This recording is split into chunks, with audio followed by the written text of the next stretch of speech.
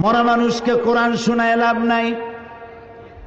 আল্লাহর নবী বলেছেন, মুমূর্ষ ব্যক্তির কাছে বসে কেউ যদি সূরা ইয়াসিন তেলাওয়াত করে তাহলে আল্লাহ রাব্বুল আলামিন মুমূর্ষ ব্যক্তির মৃত্যুর আযাবকে কমাইয়া দিবে।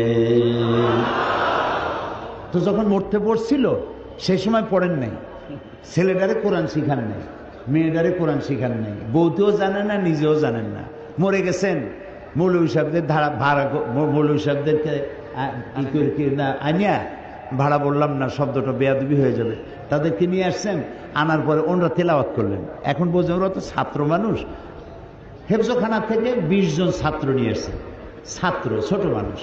ওরা তেলাওয়াত করতে গিয়ে যদি মনে মনে ভাবে যে যদি 1000 টাকা দেয় তাহলে ভাগ্য পাবো, 25 জন আসছি, 50 টাকা না 60 টাকা, ওই ভাগে কত পাবে সেই চিন্তাও করতেছে, তেলাওয়াতও করতেছে।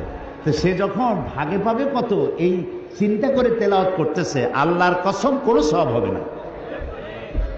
তো কোনো সওয়াবও হইল না, মুদ্দারেও শুনল না, মেহনত বরবাদ, গুনাহ লাজেম, কোনো কাম হইল না।